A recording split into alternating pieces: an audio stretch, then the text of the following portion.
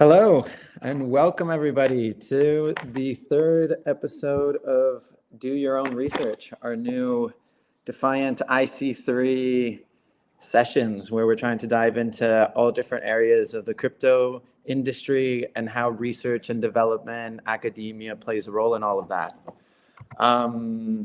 Today joined by another very esteemed and very exciting panel of experts who are sort of diving into the cutting edges of crypto, digital economy, academia, all that sort of stuff. So joined today by Harjasleen Malvai of University of Illinois Champaign, Andrew Miller of Flashbots and Psycho Money, and Joe Andrews of Aztec Network. Thank you very much for being here. So today, I'd love to get the ball rolling on a question that's sort of pretty open, but I think it'll sort of serve as a good entree to the conversation. If each of you could just give us a brief intro on what you're doing now, and if you could tell us why privacy in the digital age is important. Harjasleen, if you want to get the ball rolling. Okay. I guess one of the big problems that I think about in my research is identity and identity solutions, and basically how you can do those for decentralized applications or even centralized applications, which often requires working with tools such as zero knowledge proofs or multi-party computation, even TEs. That's a trusted execution environment for people who are new to the space. And I mean, in this particular theme of identity, I mean, obviously privacy is important. People don't want to give their data to just anybody. And if anything, if you do share your data, you want to probably get paid for it. So it just shouldn't be freely available. I think that's a debate that people have had for quite a while now, right? I mean, you don't want to get doxxed, you don't want to get stalked. And of course, those are just the most extreme examples. You even have things like you don't want to get front run by people who just have more power and money than you. So yeah, that's what I would say. Joe or Andrew, whoever wants to go first. Yeah, I can take it. I mean, I'd echo a lot of that, and I think so. Yeah, at Aztec, we're kind of trying to solve some of those issues by building kind of an execution environment that has kind of privacy as a core primitive. We're building that as an L2 on Ethereum, just trying to add kind of programmable privacy to everything we do. I think if you think about why this needs to exist, you just need to look at the real world and kind of see the inherent levels of privacy that are all around us, and then you kind of compare and contrast that to what we've created in Web3 as it stands today, and there's a huge delta. And so just putting all this information onto public blockchains without getting paid, as Harjasleen said, is kind of something that I think needs to change. And we just have to look at kind of Web2 to see how much of our lives is encrypted or private on Web2. And I think before we start pushing this technology for kind of mass adoption, we need to fix some of the inherent privacy flaws. So yeah, that's what we've been working on, and very happy to be here. So thanks for having us. Interesting. Andrew, the floor is yours. Yeah, I agree with all of those. I've had a role with the Zcash Foundation for a number of years now, and kind of come from the privacy activist viewpoint that's concerned with long-term user privacy, among other goals. But while I've been on leave for a while working with Flashbots and with Cycles, I'm pretty interested in a proving ground for privacy technology that comes from these other motivations for it. So in the case of Flashbots, it's pre-trade and post-trade and failed bid privacy for various kinds of auctions. So privacy needed to achieve some economic goal like that. Similarly, at Cycles, it's about privacy for business data when what we're trying to do is inter-community clearing. So I've been especially looking at what kinds of technology are well suited to that. Something that I've also been really focused on for the last couple of years is specifically trusted hardware. So that's the most interesting tool that I work on. So yeah, I love to talk about the distinctions between that and some alternative approaches like zero knowledge proofs, which yeah, I worked on in the past too. Yeah, no, we'll definitely dive into that. But first, I want to circle back to you, Joe, and ask you, because I think this is a question that a lot of people have when it comes to, yeah, like you said, the just general internet of today and how Web3 is making huge strides in the privacy sector. And as somebody who's leading a privacy first layer 2, you've obviously seen firsthand the state of privacy on chain. So how would you consider, if you could sort of grade it from 1 to 10, what the state of privacy is on chain? And if it's even like, if there's a sort of ideal that you guys are aiming towards and building? Yeah, it's a great question. Yeah, I'm pretty bearish, so probably like a 1, 1 out of 10 maybe. I think that there's a lot of hype and mismarketing on the current state of privacy on chain. I think if we look at what's working, the things we have on Ethereum, at least today, that's working. I'm going to exclude alt ones for now. We can go back to those in a second. But the things that's working on Ethereum today is at best app-specific privacy. So someone may have made a contract that can shield some inputs or maybe give a small amount of privacy when you're using that specific app. So a payments app is a good example of that. There's a few kind of new payments apps, Railgun, ZK Bob, some examples, but at best, like they give you kind of in-flight privacy when you're using that app. It's still completely public that you put money into that on Ethereum and kind of that the app exists, how much money's in it, and that you've used the app. So it's a pretty weak form of privacy. In terms of where I think we can get to, like how do we get to a 10? Yeah, we think about it in kind of like a gradated scale. And really it's actually not that useful to be at a 10 in all applications, because there's like the kind of analogy of a tree falling in a forest, and does anyone care or does anyone know? I think if everything was completely private, it would actually be a pretty hard world to interact with, and we have to share some information to interact with fellow humans. So I think like we think about it in terms of like a gradated scale, and that scale kind of incorporates user privacy, as we talked about earlier, kind of like who my identity is and things about my identity, maybe balance privacy, kind of what I'm transacting, kind of in the Flashbots use case. Then you can get right to the end of the scale where you can actually hide the functions that I'm executing, and that's maybe less useful, but it's still pretty cool. So depending on your application, I think the real goal is to give developers that choice and say, what do they need to make their application as private as possible for their use case, and not make it kind of opt-in. So they should kind of by default have a lot of privacy, and then they can peel back layers of transparency as needed for their application. And I think that's how we get to the higher end of the spectrum. If it's opt-in, like Ethereum today, you're stuck at these kind of cases where at best you can get a single shot privacy for one app because someone's opting in to use that, and it's not kind of users revealing their data when asked to. Andrew, would you agree with the grade 1? And is there any sort of, I guess, particular area where you do think that there might be a higher grade or somewhere where you are, maybe it's, I mean, it's not hard to be slightly more bullish than 1, but yeah, more bullish than 1? Yeah, I mean, it's not uniformly distributed. I think giving a 1's appropriate for, say, the crypto ecosystem as a whole. And yeah, of course, if you look at just how Ethereum's used, that's not exhibiting it. On the other hand, there's a lot of really successful privacy projects. So of course, Aztec is one. I think Zcash is true too. Within these ecosystems, there's some usage of privacy, but I absolutely think that programmability, the ability to do fine-grained disclosure and explore all of those spectrums of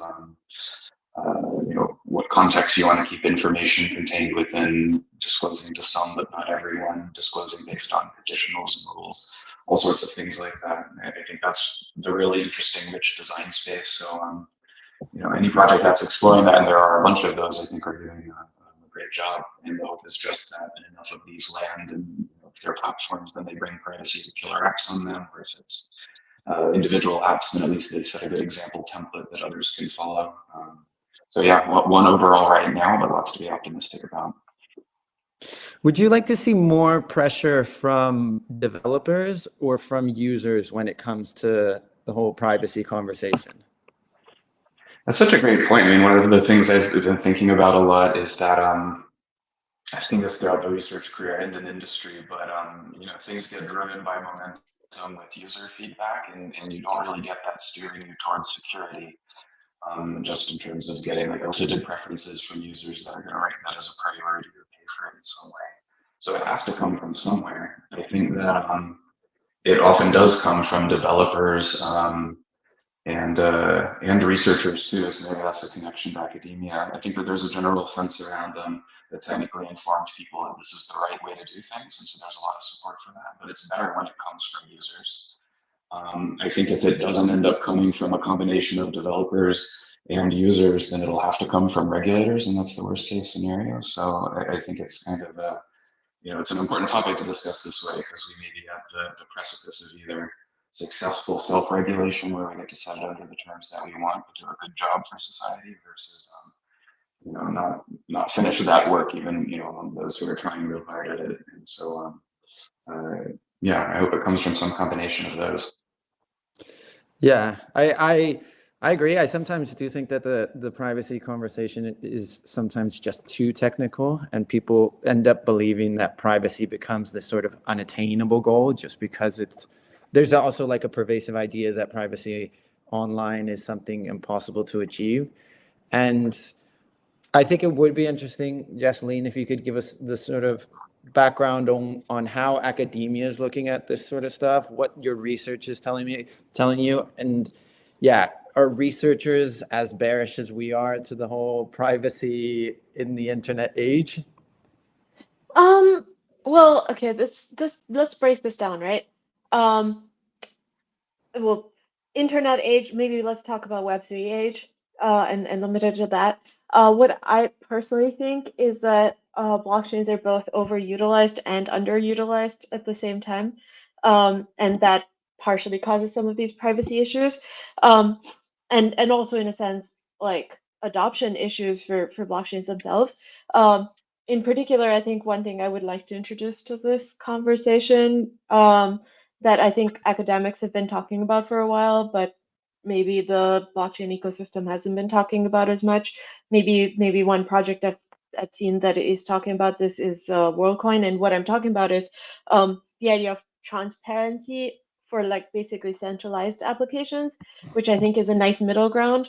Some people might strongly disagree with this and have very strong opinions about it, but I personally think that that's a way to basically, for example, not use blockchains for applications that are privacy critical, but at the same time not fully rely on some sort of centralized party to like be serving things correctly. So you rely on a centralized party that is already regulated and required to maintain user privacy. So for example, there's GDPR and California privacy laws that govern things like encrypted chat, for instance, right? And one of the problems in encrypted chat, similar to a problem in regular Web 2, is how do you get the correct private key for correct public key, sorry, for a person.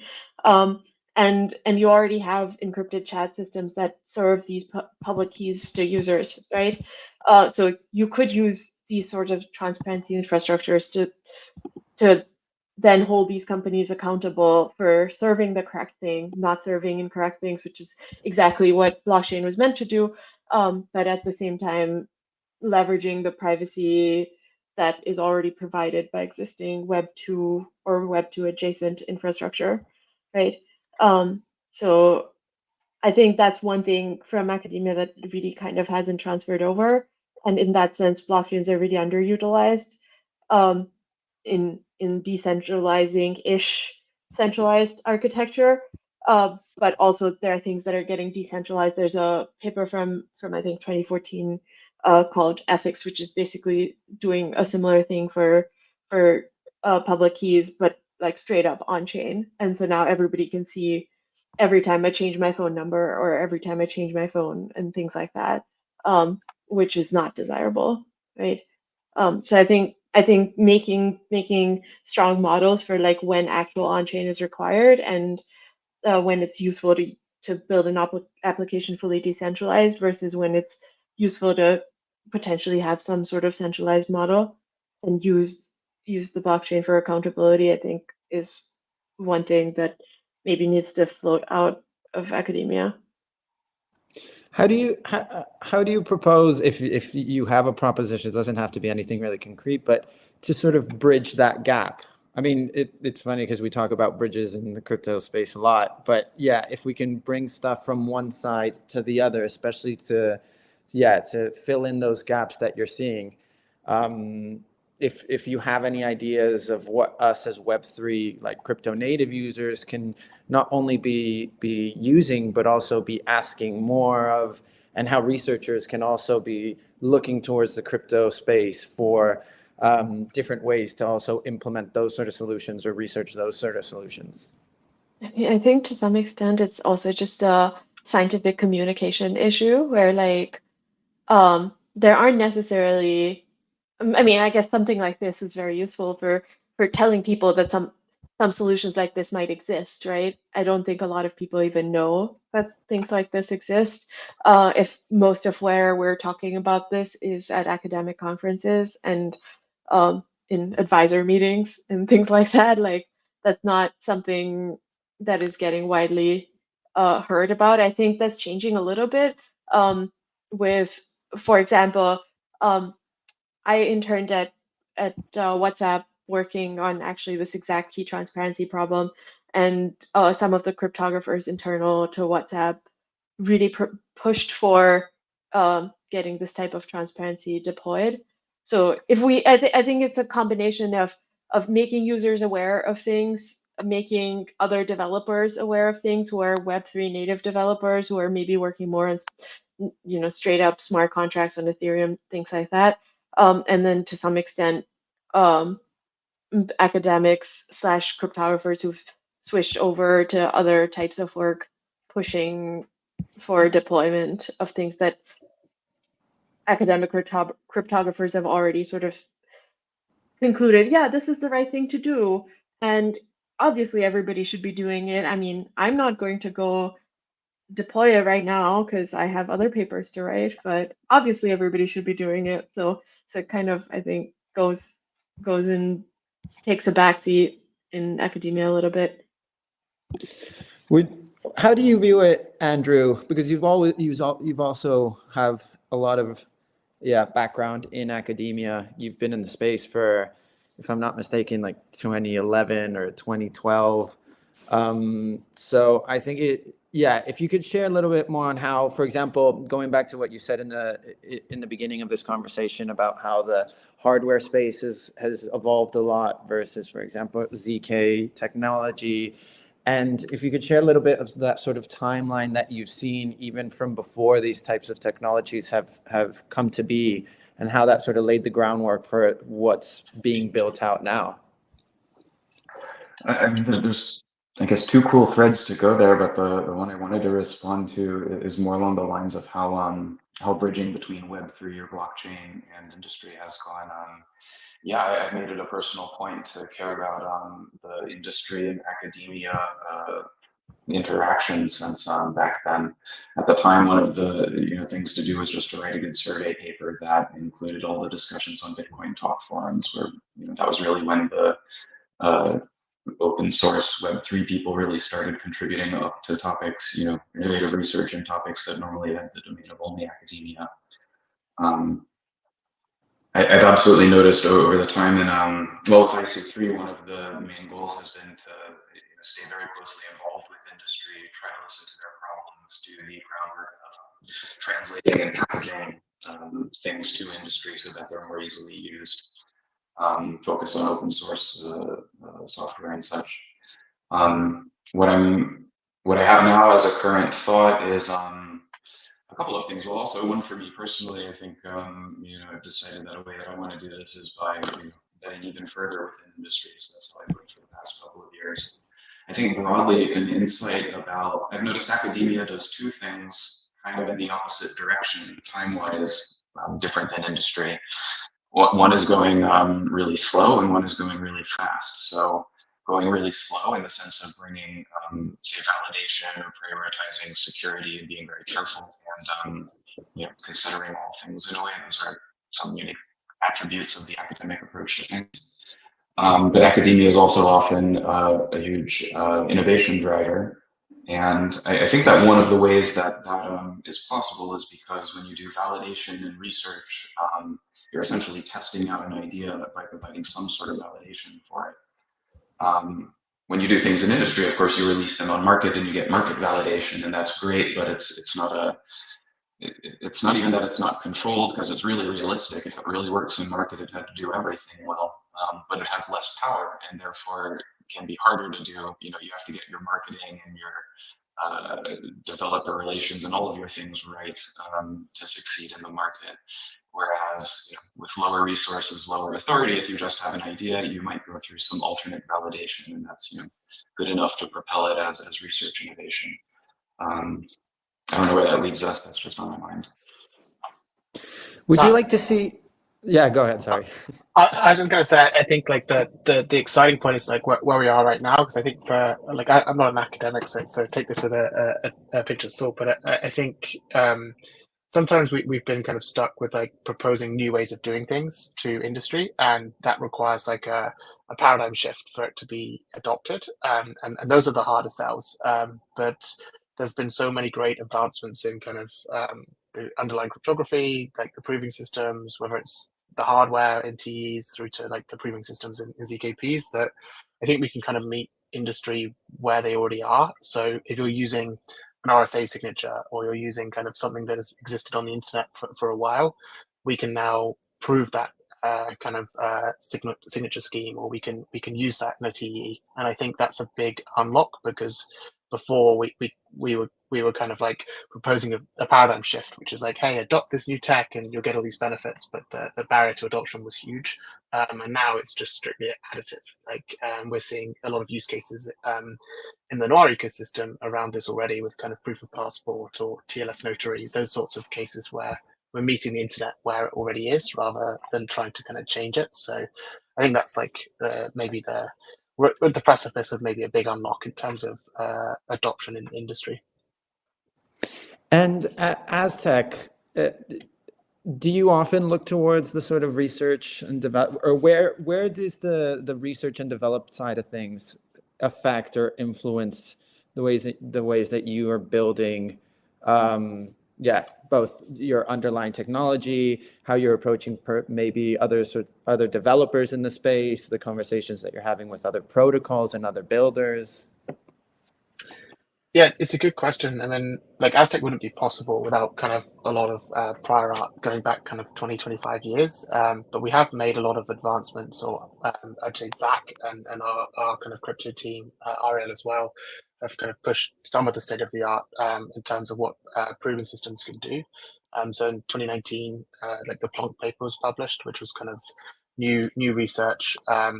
Wasn't the first universal proving system, but it was a kind of a much more efficient universal ZKP. And so universal just means it doesn't need a trusted setup for every program.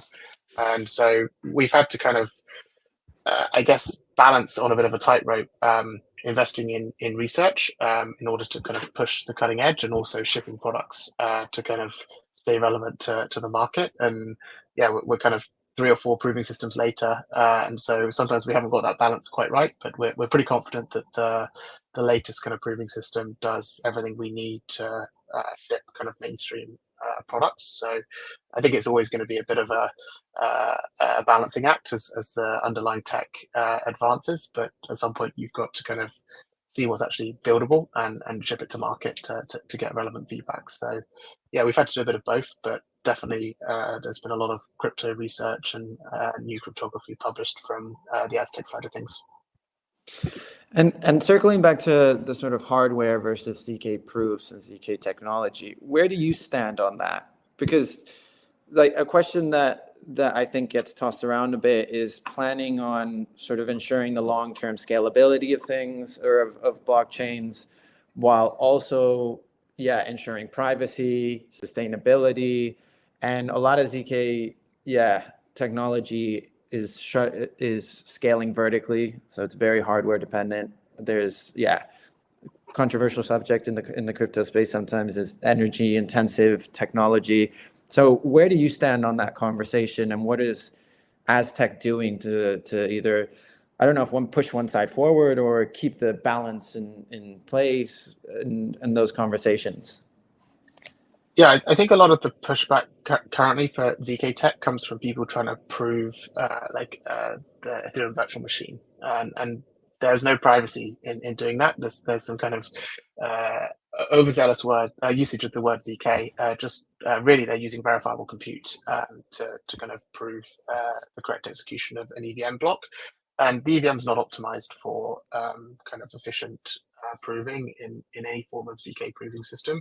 So it can be very resource intensive. The goal is that will come down over time, and still having one person execute and prove is still better than the million Ethereum nodes that have to execute. So it's a step in the right direction.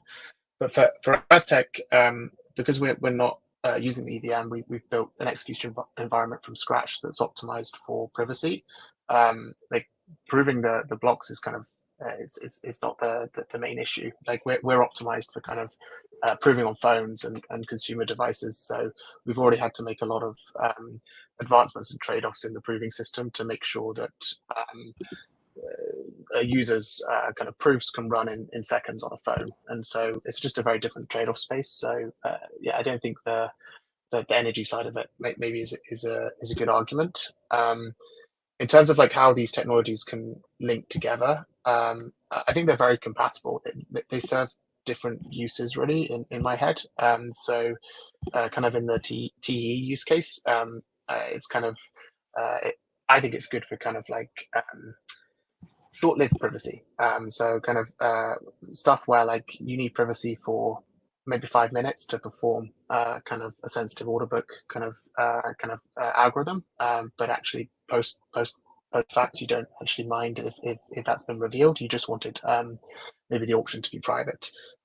Whereas something like Aztec and kind of on-chain privacy is kind of more useful is when you want kind of long-lived privacy on-chain and you want to kind of commit to private state on-chain and have a blockchain kind of attest to the record of those events. So yeah, I think they're very compatible. I think we're actually exploring trying to get Aztec proofs generated inside a TE as like a way to kind of combine the two.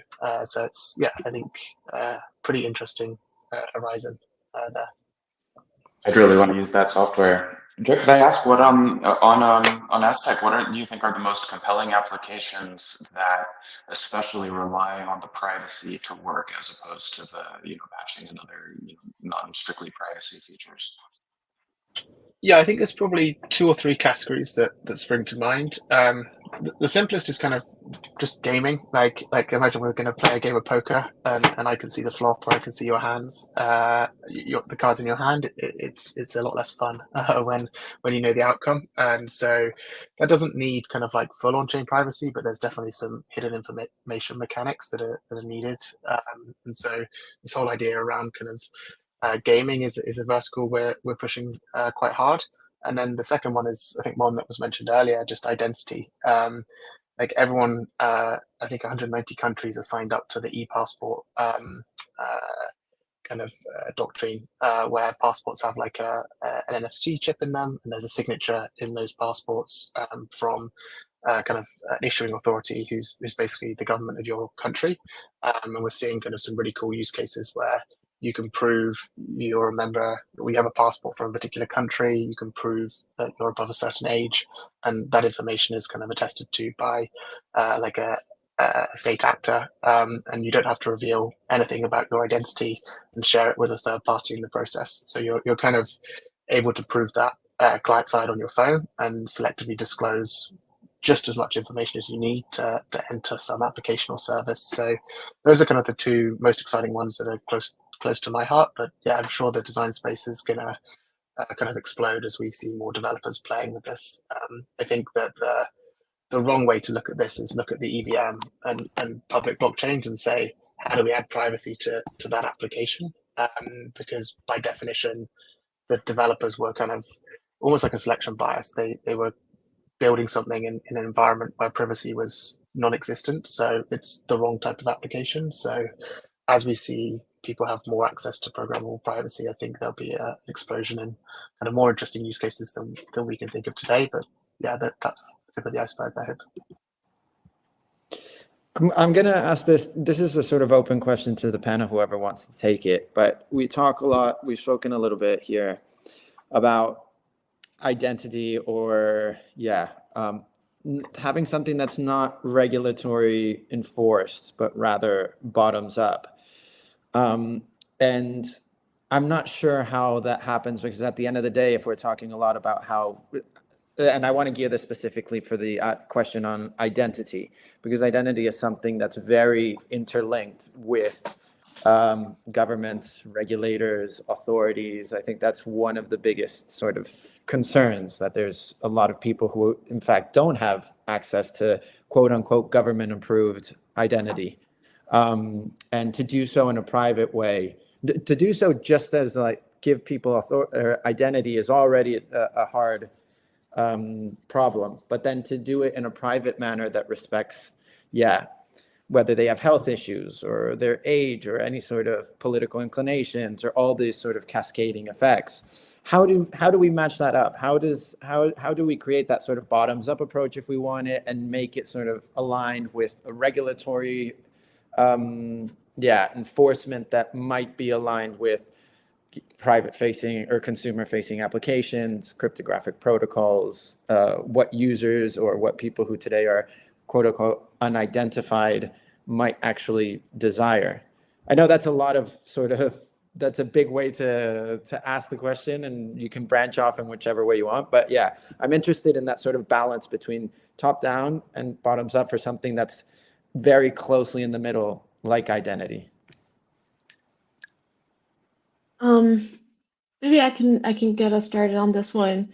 So I think one thing that we maybe haven't talked about quite in as many words is sort of the distinction between secure computing and like zero knowledge proofs, things like that for privacy. Zero knowledge proofs, you need to know all of the data in order to generate the proof, even if it's zero knowledge, a proof system, which means that technically there's not exactly privacy if some party is storing the data that is not the person who owns the data, right? And part of like what you want to do, like people who are already disenfranchised and don't likely have government identities, you don't want to expect them to do further work to like store their ID data and all of that. So then that brings us to a more general secure computation realm, which is lots of users have lots of inputs. How can you store them in a way that no party that, for example, is responsible for providing some of the compute power for this type of system, or some sort of overly snoopy parties are able to access it, and that then points to multi-party computation or trusted execution environments as the solution. So zero knowledge would be like straight up not the solution for storage of this type of identity. Is maybe one thing that I would like to point out here.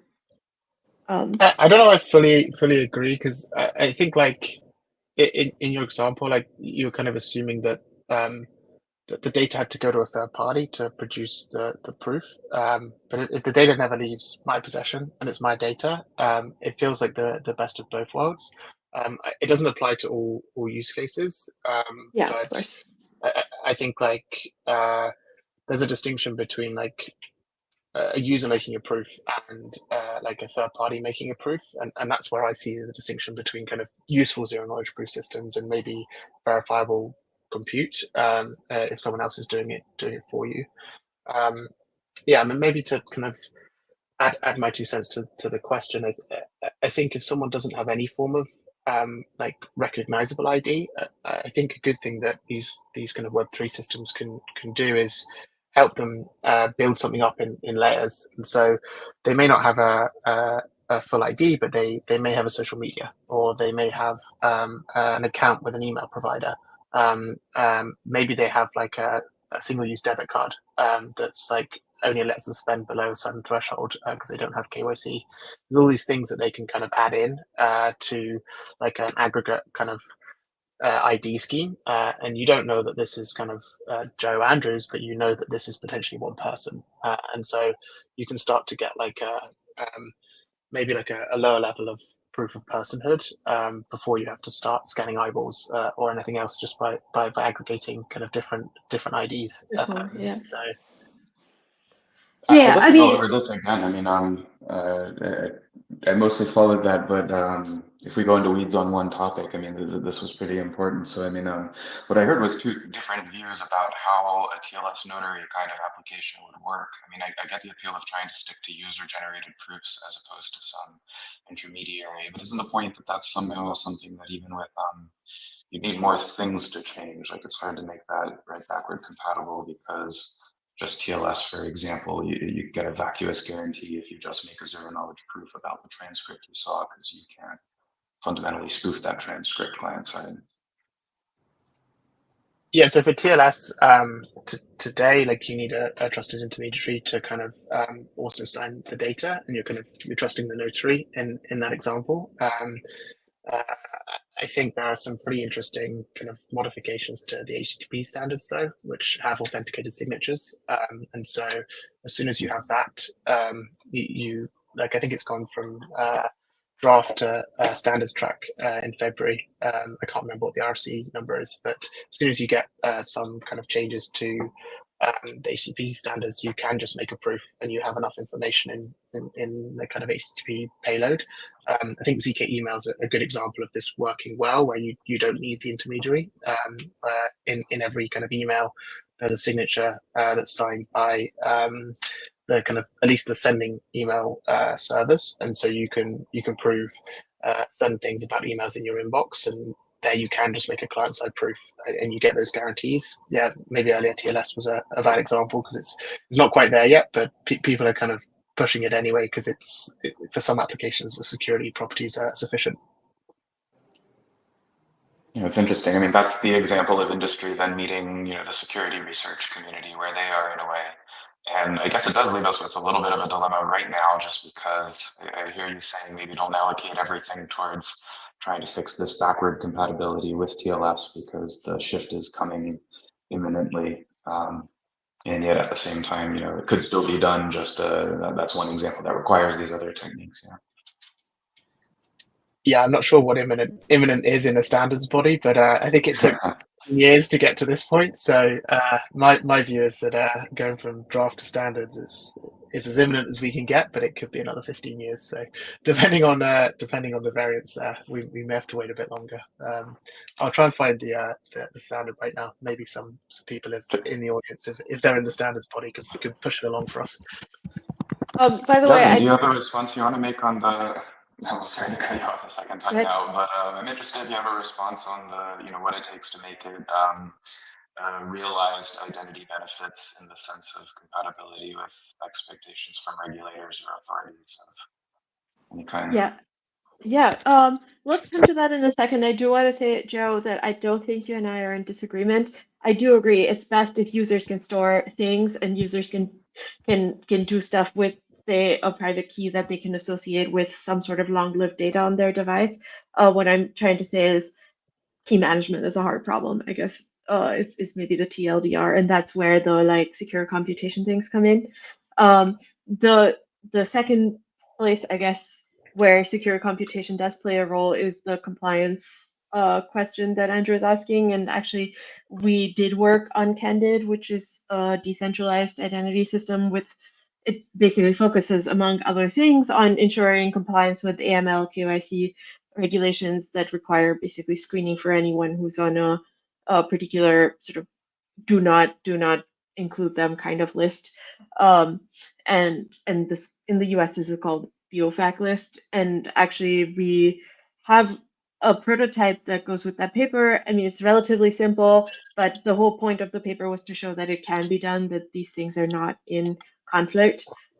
You can prove that you're not on this type of list. You can prove that, for example, somebody who is on the list of approved users is not getting added to the lists, things like that.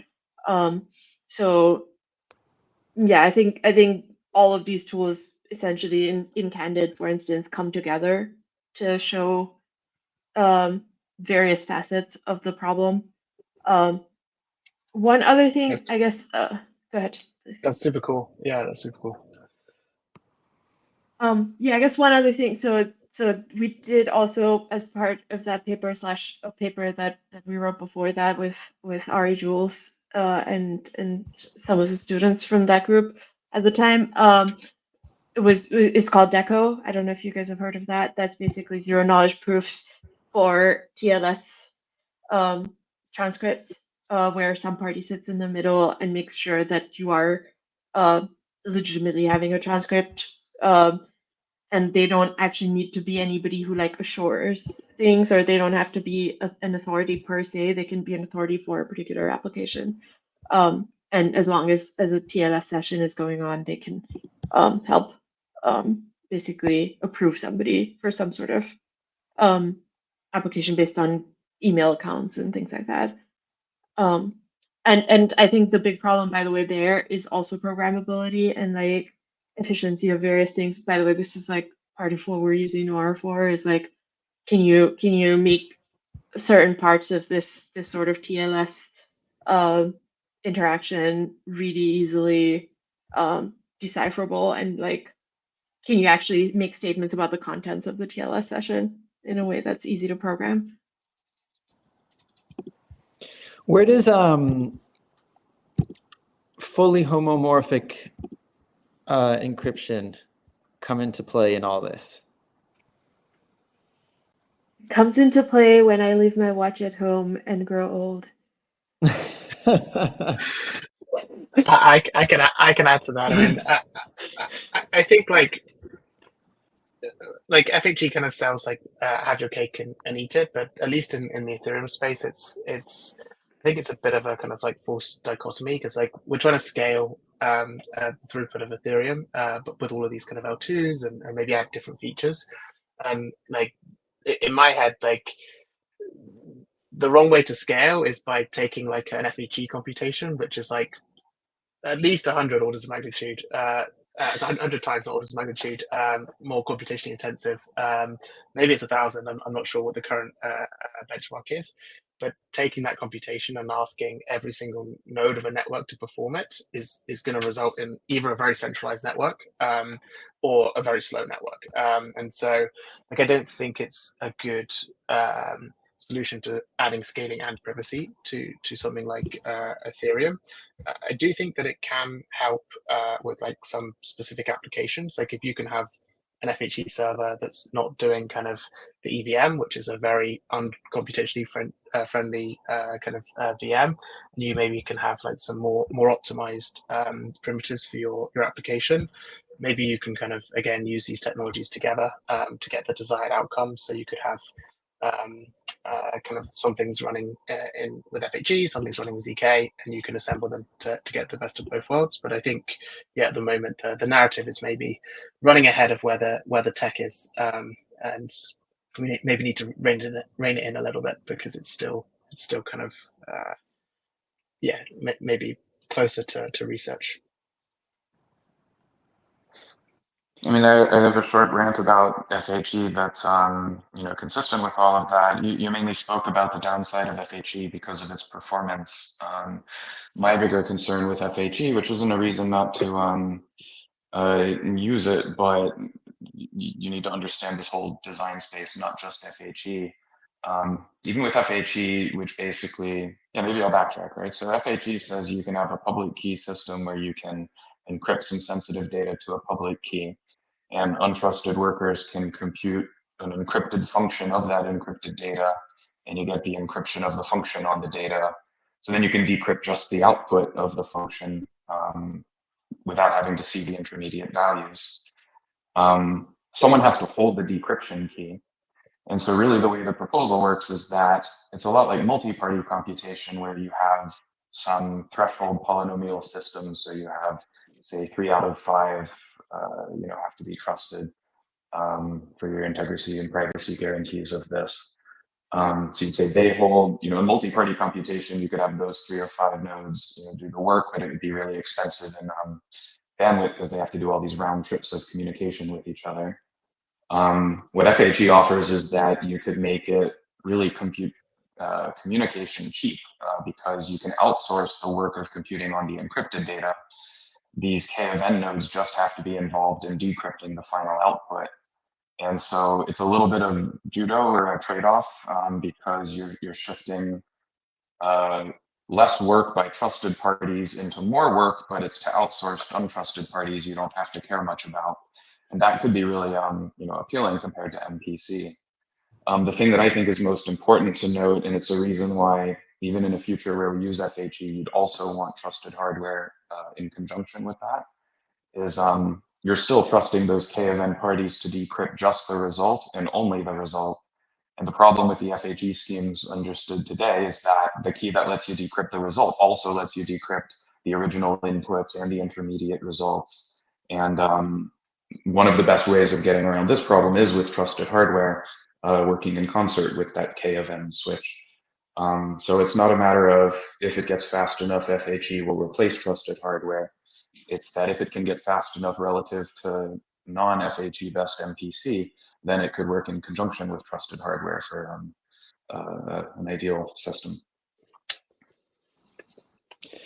Do you think that trusted hardware is then always going to be a part of the ecosystem, or do you think that there's some moment in time where we make them, whether, I don't know if obsolete is the word, but where they aren't really that important of a piece, or somewhere where they just don't necessarily, Yeah, that's a great question, but I'm pretty confident that the answer is that trusted hardware will continue to be relevant. There won't be some sense in which the cryptography just completely gets rid of the need for trusted hardware.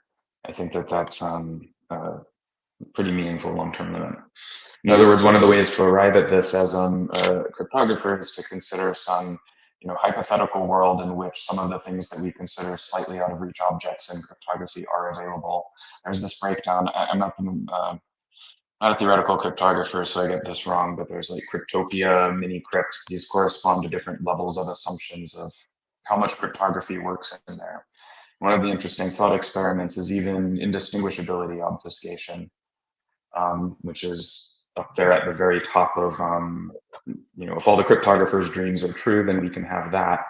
At the moment, that's considered even slower than FHE. Like that's to FHE what FHE is to the rest of the world of applied cryptography. So even in performance, it's out there, as well as less understood whether it's justifiable that it exists. Even in a world with that, there's still things that you can only do with trusted hardware and not that, such as essentially one-time programs or the ability to take one choice and prove that you couldn't have also simulated taking the other choice. Maybe that's a little bit abstract, but it's how I'd start answering this question, why I think that trusted hardware will continue to be relevant even as cryptography continues to improve. Yeah, I fully agree. I think like on kind of like the need for trusted hardware, like it doesn't have to just be kind of like an Intel SGX or kind of like a computer trusted in the cloud. Like we've got like secure enclaves in phones, we've got like in all sorts of devices, and yeah, to my point earlier about meeting kind of industry where it is, like we haven't been able to use those secure enclaves because the cryptography's been too slow on some blockchains. But now we're kind of getting to a point where my hardware wallet can be my phone, can be secured by Face ID or the Android equivalent. So I actually see them kind of being used a lot more for the custody side of things, and then also on the AI side of things. Like I think NVIDIA are kind of looking at some kind of GPU trusted hardwares at the moment because they don't want to expose kind of sensitive training data to all these like billions of GPUs being trained right now. And on the other point Andrew made about kind of like almost like a time travel of like getting access to future cryptography today, I think yeah, if you have like a ZK proof that you want to make on your phone, but you're not quite there yet because the proving system is 2 years into the future, like you can look at two trade-offs where kind of you could just send it to a server and send them all your data and they can make the proof for you, or you could send it to kind of like a piece of trusted hardware. And yes, there's a chance that it's hacked in flight, but you kind of have some pretty good assumptions for that in the short to medium term whilst you're waiting for these new advances. And so it's probably going to be back and forth like that as people and developers start doing more and more advanced things. You're going to always need these kind of secure kind of enclaves or trusted hardware to execute things for you. Do you think we'll be able to run the Noir prover on the enclaves on our phones? Not on the enclaves on our phones today, but you can definitely you can use it to kind of sign messages. So I think it's the P256 curve, and so you can prove in a Noir proof a signature from the enclave, but you can't run the proof inside it. But if you trust Apple, which I guess you are if you're trusting their TE, then running it on your device is probably good enough if the key's inside the secure enclave. So yeah, we had people who've already built kind of secure enclave based signature schemes in Noir and in Aztec. So I think that's going to be like a big unlock for mainstream adoption. Jasleen, do you want to file any Noir issues via podcast? I think I can do it on Discord. Also, because I prodded for this at the beginning to see how much Joe is involved with this, and it seems like he's not the right person to ask. I could run it internally to the right people, but yeah, what's how bad are the issues? Because we've made a lot of improvements recently to kind of unlock much more efficient computation. So yeah, if we want to get technical, we could try, and if not, I'll just say no comment. No. I think they're not bad at all. I think it's mostly things that you're still working on, and it takes time to dev. Yeah. Yeah. Even just reflect at a high level on our experience in using Noir, because I've certainly been enjoying it. Awesome, Yeah. that's great to hear. Yeah. I actually have been using the new like breakdown of the back end and front end stuff. It wasn't easily accessible in the dev doc, so a lot of it took trying and fighting with Noir backend stuff. But I think it's Is this working the flame graph? No. This is just like literally writing like separate backend and having the backend even like put out numbers that are more detailed. I also try to change the backend to not to like read prover keys and stuff, which by the way I guess is like eventually what you want to do with any prover. But that part I couldn't get working because of type system issues, things like that. So totally not my fault. I'm a great programmer. This is only type system issues that are not my problem. I'm really before stoked about the Noir using the recursive proofs feature with Noir. So Jasleen's, I've seen the debugging that we've had to do to get that all to work, but having gotten it to work, it's still a really cool thing to be able to play with. That's been kind of in the zeitgeist, for a long time since the LibSmart gadgets, but now actually we've seen it work, and it's kind of fun to play with. And it's also been a lot of fun making data structures and algorithm implementations in Noir. It's been Right. fun. Yeah.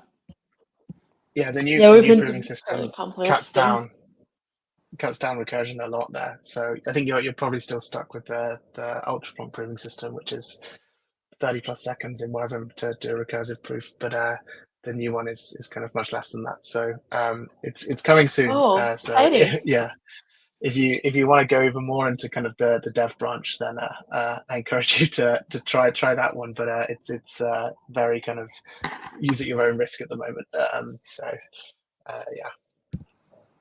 I think that's all of academic work. So. We're heading into the last 5 minutes of the panel, which has been deep into some of the weeds of what's going on across the encryption environment. And yeah, I'd love to sort of get back above water for some of the people who might not be completely down in the trenches like you guys are.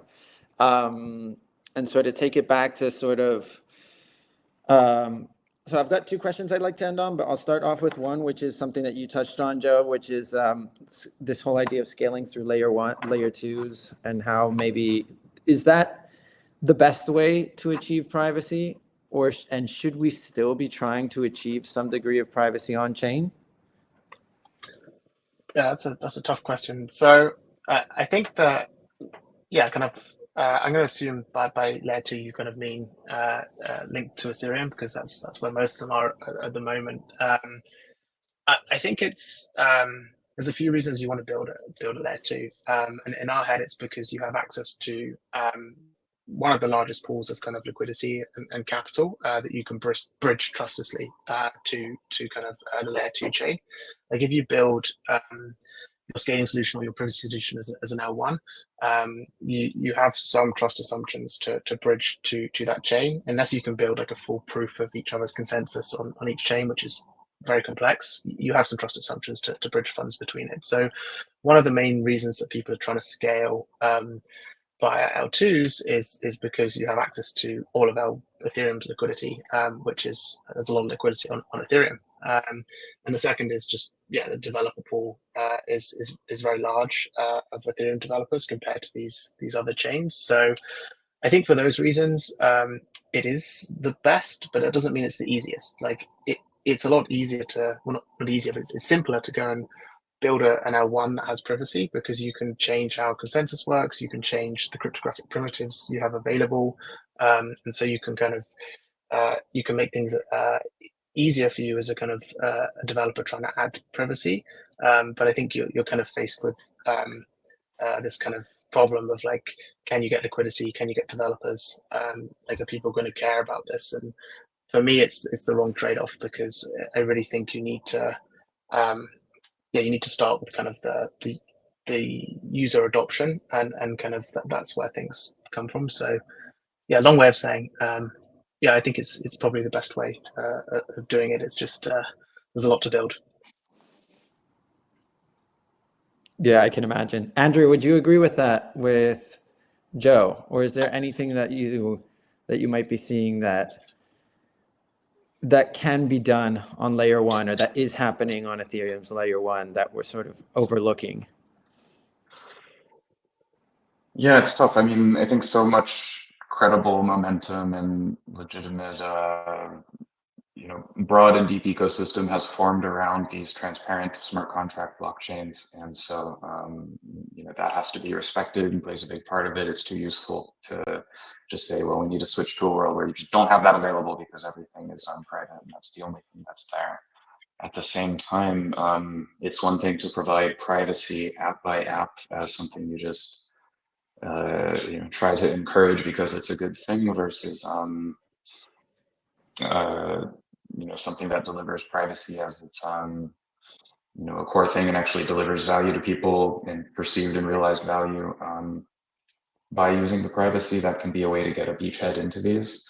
But it's tough because you really want it to be the default and the easiest way to do things and pervasive. And yeah, I guess that's the challenge. You can kind of impose it at a top level, like a platform that pretty much builds privacy right in, or you can leave it for individual users and app developers to discover on its own.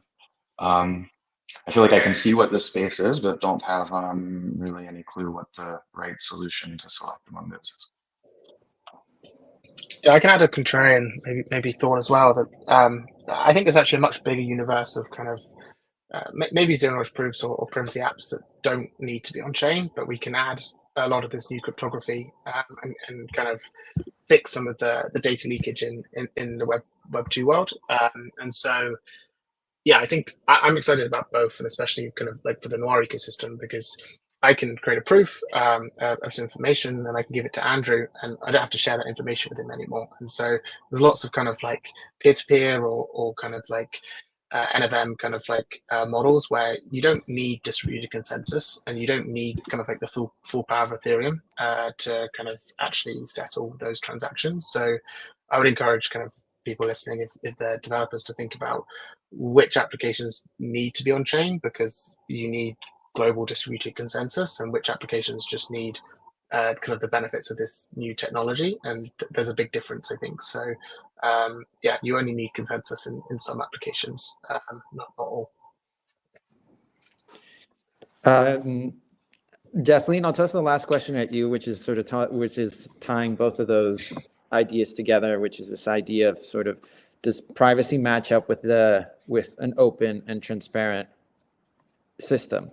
Would you agree that it does align, or case dependent, or yeah, for specific use cases? Yeah, well, I mean, this brings us back to the conversation that we had earlier about transparency, right? Transparency and openness do not have to mean everything is visible to everyone. I mean, think about government transparency. Often that means leave a paper trail for everything, so that basically there's pretty high disincentive to do malicious things or to do bad things. And so in that sense, I think they are not in conflict at all if you are to start thinking about transparency in this particular way of leaving a paper trail, making sure there's disincentive for organizations and places of power to shortchange individual users, for instance. But at the same time, not everything needs to be known by everyone. It just needs to be checkable. Yeah, we think about transparency for the application, but privacy for the user. So like you can get a guarantee that you from the blockchain that a program has been executed as it was intended, no one's tampered with it. But you can still have the inputs to that program be private, and even the fact that you're running that program be private. So I think that there's kind of, as you just said, like there's a few reasons why we had transparency before or accountability, and it's usually in the Web2 ecosystem to check that someone hasn't misbehaved. But if we're running it on a blockchain, that kind of goes away, and if we trust the code. So I think we can have the best of both worlds is my take. Awesome. Well, we came up on time. I'm sure that we could have kept on jamming on this stuff for a while. Joe, Jasleen, and Andrew, thank you so much for taking the time. Thousands of viewers, thank you so much for taking the time. And the conversation was really enlightening. And remember to always do your own research. So have a good one. Thank you. Thanks so much for having us. Yeah.